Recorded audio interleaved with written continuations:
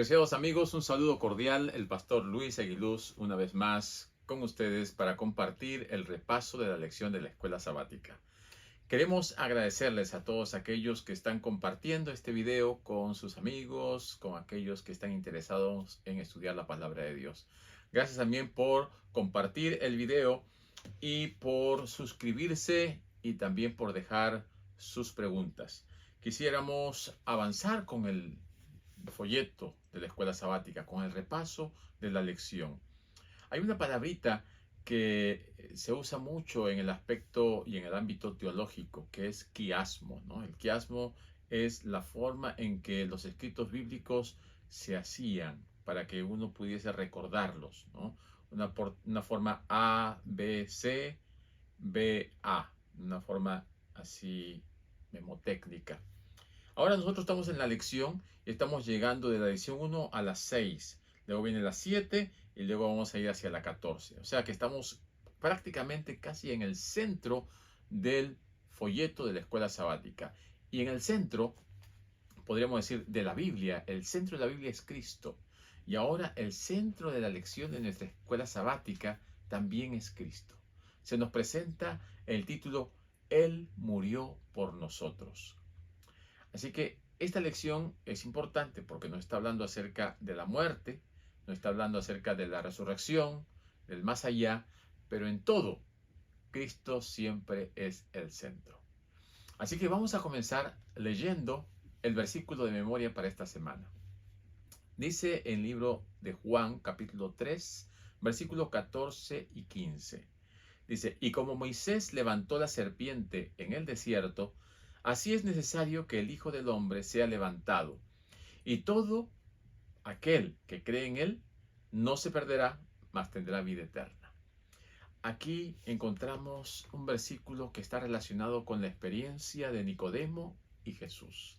Aquel personaje que vino a buscar a Jesús de noche para preguntarle personalmente cómo puede encontrar la vida eterna. Jesús va directamente al punto y le dice, nadie tendrá la vida eterna si no nace de nuevo.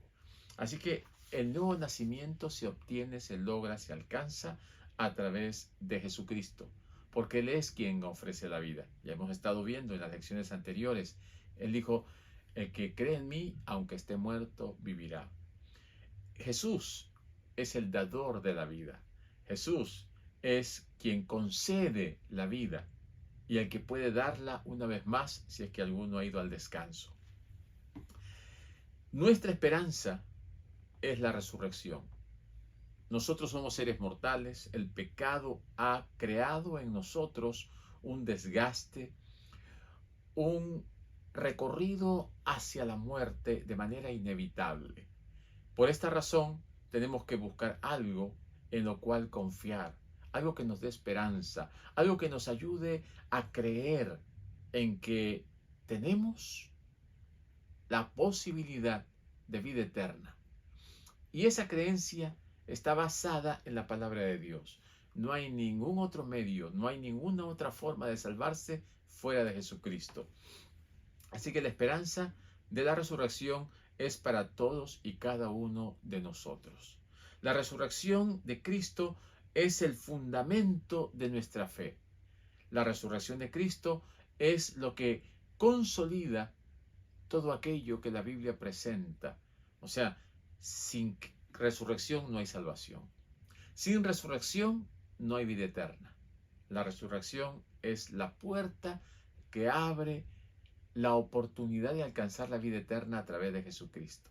También la muerte de Cristo y lo que significa para nosotros esa promesa de vida eterna es lo que se va a estudiar en el folleto de esta semana. En otras palabras, Cristo murió por nosotros y la muerte de Cristo tiene un significado salvífico. La muerte de Cristo tiene para nosotros un sentido profundo en relación con la salvación. La lección de esta semana nos muestra de manera clara, de manera consciente para nosotros, de que no podemos encontrar vida eterna, salvación, justificación, glorificación finalmente fuera de Jesucristo. El camino es Jesús. Ahora, la palabra de Dios ya en Apocalipsis capítulo 13, versículo 8, nos presenta aquí un punto importante. Nos dice: y la adoraron todos los moradores de la tierra cuyos nombres no estaban escritos en el libro de la vida del Cordero, que fue inmolado desde el principio del mundo. El Cordero que fue inmolado desde el principio del mundo. No significa que Cristo fue crucificado al principio del mundo, que Él murió al principio del mundo.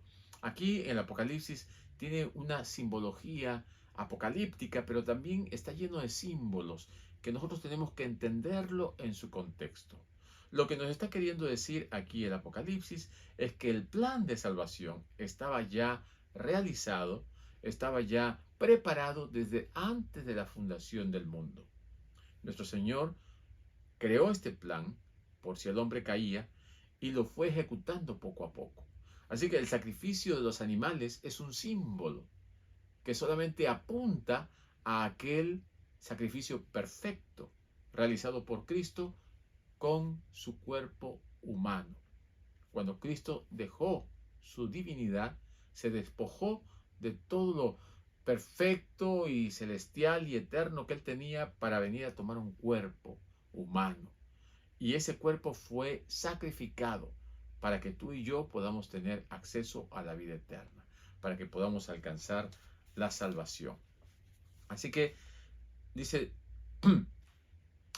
los nombres de aquellos que están escritos en el libro de la vida. ¿Quiénes son? Aquellos que han aceptado a Jesús, que han recibido al Señor como su Salvador personal, que han permitido que el Espíritu Santo entre en sus vidas para que sean conducidos, y así como el pueblo de Israel, antes de salir de Egipto, tuvieron que manifestar su fe a través de un acto visible. ¿Cuál fue ese acto? Degollar al corderito, tomar la sangre y untarla en el dintel de la puerta. Ese acto estaba manifestando su fe en la palabra de Dios. Y el ángel exterminador, una vez que pasara y viera la sangre, pasaría de largo. Se salvaría aquel primogénito, aquel que estaba protegido por la sangre del cordero. Aquellos que no obedecieron, aquellos que no les importó, aquellos que no tuvieron fe, tuvieron que experimentar el sufrimiento por la muerte de su primogénito. Ahora, ese simbolismo también lo transmitimos para el tiempo del fin. Ahora no tenemos que poner el dintel de la puerta la sangre. Ahora tiene que estar el dintel del corazón, en la puerta del corazón. Tenemos que aceptar la sangre de Cristo en nuestra vida para que cuando venga el ángel exterminador pase delante y nosotros podamos ser salvos.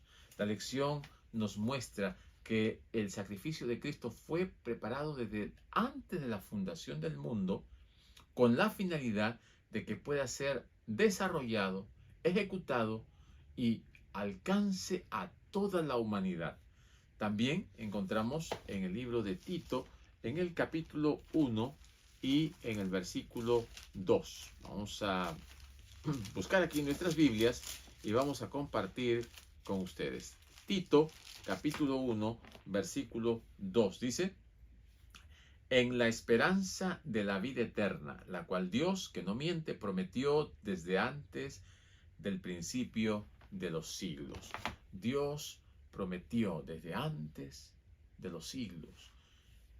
Esa promesa que Dios hizo se cumplió en Jesucristo.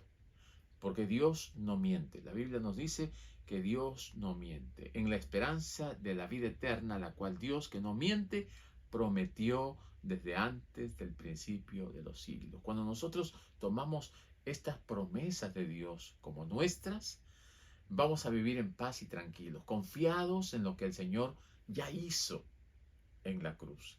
Allá, desde el tiempo de Adán y Eva, cuando se dio la promesa de que vendría el Salvador, ellos llevaban el corderito, el cual era sacrificado, se derramaba la sangre, y ellos veían aquel cordero como algo que sucedería en el futuro.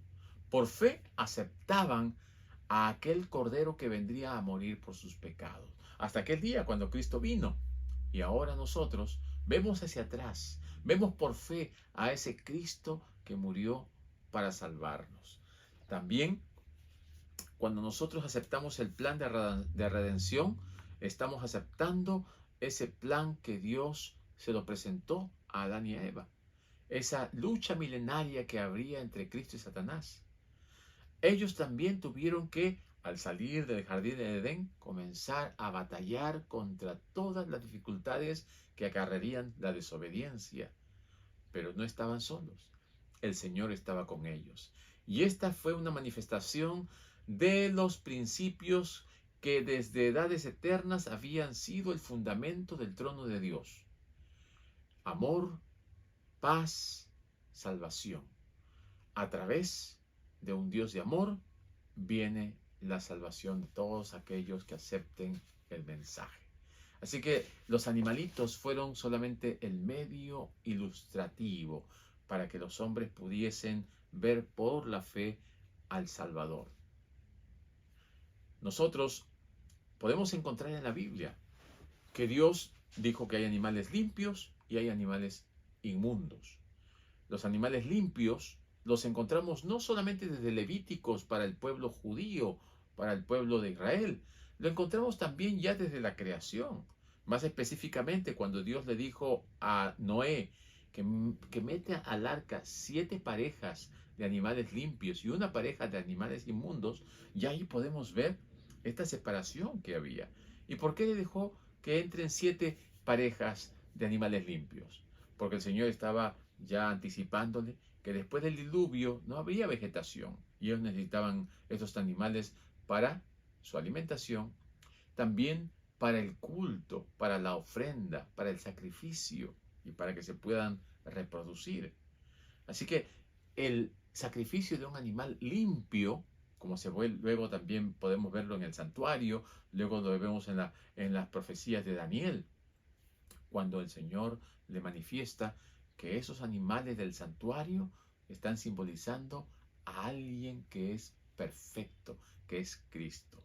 Y con el mensaje de salvación nosotros podemos alcanzar pues esa salvación grande, maravillosa, ofrecida por nuestro Dios. Así que todos los sacrificios de animales apuntaban a Cristo.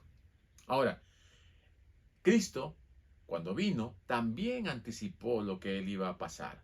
Él estuvo anunciando su muerte allí en Mateo capítulo 16, versículos 21 al 23, después de que los discípulos habían regresado de sus viajes a predicar, se encontraron allí en Cesarea. Y allí Jesús les preguntó, ¿qué piensa la gente de mí? Y muchos le decían, piensan que eres Jeremías, un profeta, que eres, ¿no?, un gran hombre. ¿Y qué piensan ustedes de mí? Se quedaron callados, pero Pedro dijo, Señor, tú eres el Cristo, el Hijo del Dios viviente. Y entonces Jesús le dijo, bienaventurado, porque esto no te lo reveló carne ni sangre, sino mi Padre que está en los cielos. Y a ti te digo, Pedro, que sobre esta piedra edificaré mi iglesia, ¿no? Entonces, luego comenzaron a caminar y Jesús les dice, ahora es necesario que yo vaya a Jerusalén. Allí me tomarán preso y entregaré mi vida. Jesús estaba anunciando, aunque Pedro dijo, no, Señor, no digas estas cosas, y le dijo, apártate de mí, Satanás, pero Jesús estaba declarando su muerte, estaba anunciando lo que iba a ocurrirle. Encontramos también otros textos como en el Mateo 17, 22 y 23 y Marcos 9, 30 al 32, que seguramente ya lo hemos leído, pero algunos de estos textos nos ayudan a entender lo que el Señor estaba revelándoles. La revelación del Hijo de Dios está relacionado con las profecías mesiánicas, las profecías del Antiguo Testamento que apuntaban a ese Jesucristo que vendría a morir por los pecados de cada uno de nosotros. Mateo 9:30 dice, habiendo salido de allí, caminaron por Galilea, y no quería que nadie lo supiese, porque enseñaba a sus discípulos Y les decía, el Hijo del Hombre será entregado en mano de hombres y le matarán, pero después de muerto resucitará al tercer día. Pero ellos no entendían esta palabra y tenían miedo de preguntarle. Los discípulos no entendían, no comprendían cómo es posible que Jesucristo dice ser el Hijo de Dios. Jesucristo que dice que ha venido a comenzar un imperio, un reino, ahora dice que va a morir. No entendían, no entraba en sus cinco sentidos, en su razonamiento, en su comprensión de las cosas que Jesús estaba realizando, una muerte tan precoz, podríamos decir, ¿no? Estaba empezando su ministerio. Pero Jesús nació para morir y vivió para morir. Sin la muerte de Cristo no tendríamos vida. Y ahora la vida de Jesucristo es la que nos da a nosotros la capacidad de poder también revivir si es que estamos muertos. En el último año del ministerio terrenal de Jesucristo, Jesús habló cada vez más explícitamente a sus discípulos acerca de su muerte próxima. Y, como hemos visto en el versículo de memoria, a Nicodemo se lo dijo directamente, en un encuentro personal. Le dijo, es necesario que nazcas de nuevo. Ahora, Nicodemo le dice, ¿cómo es posible que un hombre viejo nazca de nuevo? ¿Acaso puede entrar otra vez al vientre de su madre y nacer? Jesucristo estaba hablando en un ambiente, en un aspecto, en un nivel espiritual. Nicodemo estaba hablando en un nivel terrenal, en un nivel carnal. Él estaba pensando en el nacimiento físico. Jesucristo estaba hablando del nacimiento espiritual. Por eso que le dice, ¿cómo es posible que tú, siendo maestro, no sepas estas cosas? ¿Qué estás enseñando al pueblo? Con razón que el pueblo está desorientado, como ovejas sin pastor. Todas estas cosas Jesús comenzó a enseñarlas porque el pueblo estaba desorientado. Y ahora Jesús se encuentra con el maestro y le comienza a decir, es necesario que tú también nazcas de nuevo. Tú no puedes dar lo que no tienes. Tú no puedes enseñar aquello que tú no has recibido. Entonces llega un momento en que le dice, así como la serpiente fue levantada en el desierto, así es necesario que el Hijo de Dios sea levantado. Ya le estaba llevando a los escritos de Moisés, para mostrarle que así como aquellos que eran picados por la serpiente y que miraban la serpiente que había levantado Moisés podían ser sanos, ahora Jesucristo necesitaba ser levantado para que todos aquellos que lo vean con los ojos de la fe puedan también alcanzar la salvación. Y entonces encontramos ese versículo tan famoso, tan repetido, tan memorizado, que está allí en el libro de San Mateo, en el capítulo 3 y en el versículo 16, ¿no? Que dice, porque de tal manera amó Dios al mundo, que ha dado a su Hijo unigénito, para que todo aquel que en él crea, que no se pierda, mas tenga vida eterna, ¿no? Así que Juan 3:16 es el versículo más memorizado, más repetido. Y miren, y en el versículo 17 le sigue diciendo, porque el Hijo del Hombre no vino para condenar al mundo, sino para que el mundo sea salvo por él. Y en el 18, el que en él cree no será condenado, pero el que no cree ya ha sido condenado porque no ha creído en el nombre del unigénito Hijo de Dios. Jesucristo se presenta como el Hijo de Dios, el Salvador del mundo, porque el Padre envió a su Hijo para que todos se salven, para que todo aquel que en Él crea no se pierda. O sea, es una cuestión nuestra, que si aceptamos el mensaje de salvación podemos ser salvos. Pero lamentablemente hay muchas personas que no quieren oír el mensaje de Dios, no quieren abrir su corazón a Dios, se cierran al mensaje de paz, de amor y de esperanza. se endurecen con sus doctrinas, con las tradiciones de hombres, con la filosofía, porque Satanás está haciendo una obra de engaño. Satanás está poniendo tinieblas delante de los ojos, está encegueciendo la visión de los hombres y mujeres de este mundo. ¿Qué tenemos que hacer nosotros? Lo que hizo Jesús, llevarles con un mensaje de amor y de esperanza. Orar por aquellas personas, ir con un mensaje de salud, ir con un mensaje de amor, ir y hacer amistad, porque la amistad atrae a las personas a Dios. Luego encontramos a un Jesús que es ya tomado preso y llevado a la cruz. Y aquí en el libro de Juan, capítulo 19, también encontramos la experiencia de la crucifixión cuando Jesús es llevado a Pilato. Ya se había anunciado que iba a ser entregado en manos de los gentiles. Y aquí cuando está con Pilato, entonces se le hace un juicio. Aunque Pilato no quería mancharse las manos. Nos dice aquí: así que entonces tomó Pilato a Jesús y le azotó, y los soldados entretejieron una corona de espinas y la pusieron sobre su cabeza y le vistieron con un manto de púrpura. Mis queridos amigos, Jesús tuvo que pasar todo esto para que podamos nosotros liberarnos de todo aquello que Jesús pasó. O sea, nosotros podemos salvarnos a través del sacrificio y de la muerte de Cristo para que nosotros no muramos para siempre. ¿Podría Cristo haber bajado de la cruz y salvarse a sí mismo? Sí, Él podía haberlo hecho. Él era Dios y hasta lo tentaron a que lo haga. Si eres el Hijo de Dios, bájate de allí y sálvate a ti mismo. Si hubiese hecho esto, no hubiésemos sido salvos nosotros. Él no quiso hacerlo. Su amor incondicional por la humanidad, incluyendo a aquellos que se burlaban de él, no le permitió rendirse. Ese amor de Jesucristo era tan grande que él resistió. Con su sufrimiento, Cristo derrotó el reino de Satanás. La muerte de Jesús es tanto un acto de triunfo sobre Satanás, como también es una manifestación de lo que Satanás quería hacer con Jesús. Satanás quería la muerte de Jesús, pero Jesús triunfó. Jesús venció a Satanás.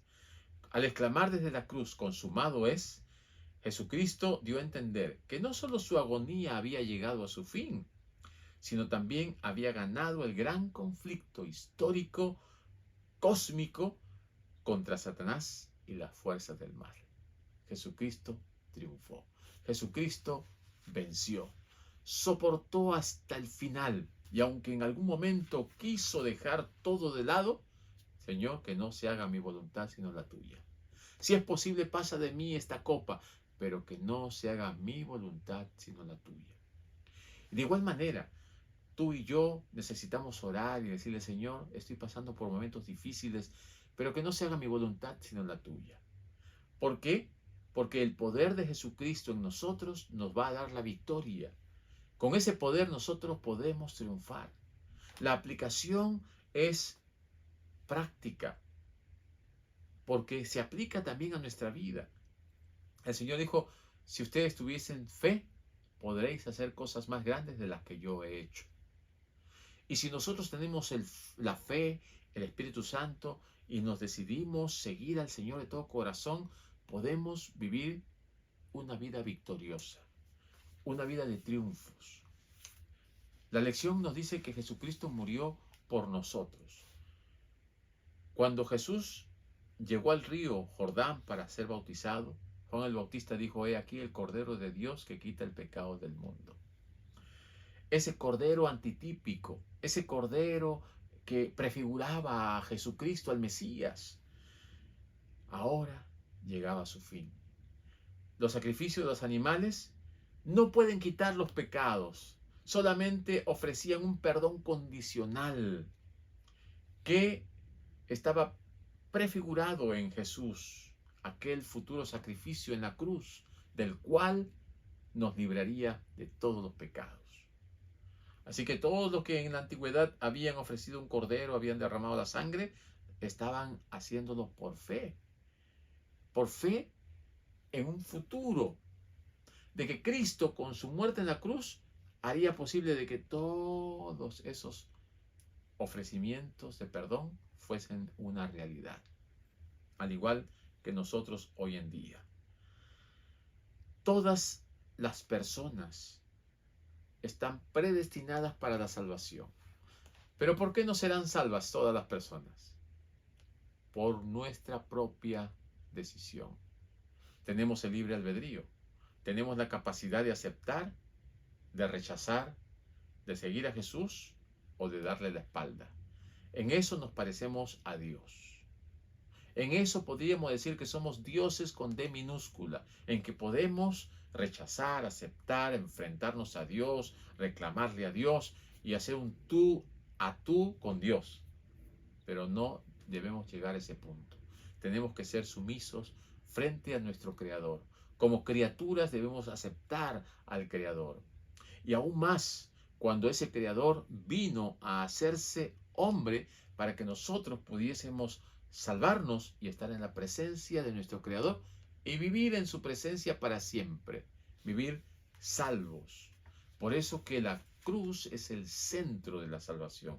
La cruz es el mensaje central. La lección dice que tiene un significado tremendo. La cruz es el centro mismo de la historia de la salvación. Y el significado de la cruz es importante. ¿Por qué? Porque la cruz es la revelación suprema de la justicia de Dios contra el pecado. La cruz eliminó el pecado. La cruz le dio muerte al pecado.